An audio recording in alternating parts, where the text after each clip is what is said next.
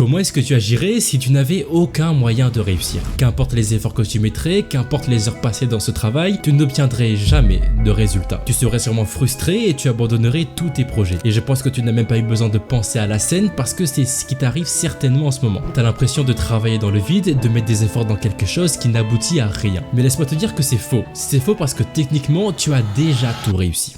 Frérot, ce qu'il faut que tu comprennes, c'est que tu veux réussir au mauvais endroit. Ce que j'entends par là, c'est que ta définition de la réussite se résume sûrement à devenir meilleur dans un domaine. Mais le problème, c'est que c'est pas ça la réussite. La vraie définition, c'est simplement le fait d'avoir du succès dans quelque chose. Et même pour ce mot, je pense que tu ne sais pas vraiment qu'est-ce que ça veut dire. Si là je te demande sa définition, tu me diras sûrement, regarde, Cristiano Ronaldo, lui par exemple, il a du succès. Ok, je suis d'accord avec toi, mais il faut que tu comprennes que même si tu n'es pas un joueur de foot professionnel, et ben toi aussi, tu as déjà réussi. Donc finalement, le succès, c'est l'ensemble de toutes les bonnes décisions que tu prends dans ta vie. Et si aujourd'hui tu as l'impression de ne pas réussir, c'est simplement parce que tu as des attentes beaucoup trop hautes envers toi-même. Parce que le simple fait de se mettre au travail est un succès. Et si tu réfléchis à ton projet au lieu d'aller scroller, c'est déjà très bien en soi. Et bien sûr, ça ne veut pas dire qu'il faut se contenter de ce qu'on a et ne pas se donner à fond. Non, par contre, ce qu'il faut que tu retiennes, c'est qu'il ne faut pas réduire ton champ de réussite aux événements ou aux décisions les plus importantes de ta vie. Ne te concentre jamais sur l'arbre en lui-même, mais regarde plutôt toute la forêt.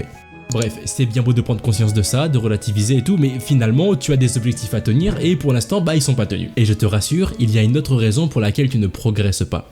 Dis-moi, comment se fait-il que les personnes les plus connues soient aussi charismatiques? La réponse elle est très simple, ils ont un passif. C'est-à-dire qu'ils ont vécu des choses avant d'arriver là où ils sont. Prenons un exemple très simple. Lorsque tu vas à la salle ou que tu fais du sport, en général, c'est pas un moment de plaisir. Mais pourtant, lorsque tu as terminé ta séance, t'es super content de l'avoir fait. Et ça, c'est dû au fait que la douleur rend le résultat plus satisfaisant. Et vu que la réussite vient avec le mot bonheur, je pense que tu as compris que pour réussir, faut souffrir. Mais surtout, il faut pas souffrir pour se faire mal, mais plutôt souffrir parce qu'on sait qu'on va apprécier le moment après. Un des assets les plus importants dans la vie, c'est celui de pouvoir faire un gros câlin à la douleur, car lorsque tu deviens résistant à celle-ci, il n'y a pas grand chose qui peut t'arrêter. Qu'importe les difficultés qui arriveront dans ta vie, tu saurais très bien rebondir puisque tu serais immunisé contre la souffrance. Les échecs ne compteraient pas et même si tu avances pas ou que tu régresses, tu saurais pertinemment qu'un jour tu réussiras de grandes choses. Donc ce que je te conseille de faire, c'est de créer ton fantôme. Au lieu de vouloir te forcer à faire quelque chose, ce qui est pas très amusant en soi, tu vas plutôt penser à ton ombre qui, elle, fait le meilleur move possible dans la journée. Par exemple, si tu as une envie soudaine d'aller scroller sur ton téléphone, tu te poses 2 secondes et tu te demandes si c'est la meilleure chose à faire. Et je te promets que c'est vraiment game changer, pas seulement parce que ça te permettra d'augmenter ta discipline rapidement, mais surtout parce que tu vas prendre plaisir à faire des tâches difficiles. Il faut voir ça comme le fantôme dans Mario Kart. Il fait le meilleur temps possible sur la route de la vie et toi, tu dois essayer de faire mieux que lui. Enfin bref, être en compétition contre les autres, c'est cool, mais être en compétition contre soi-même, tout donner pour être meilleur chaque jour et atteindre ses objectifs qui nous font tous rêver,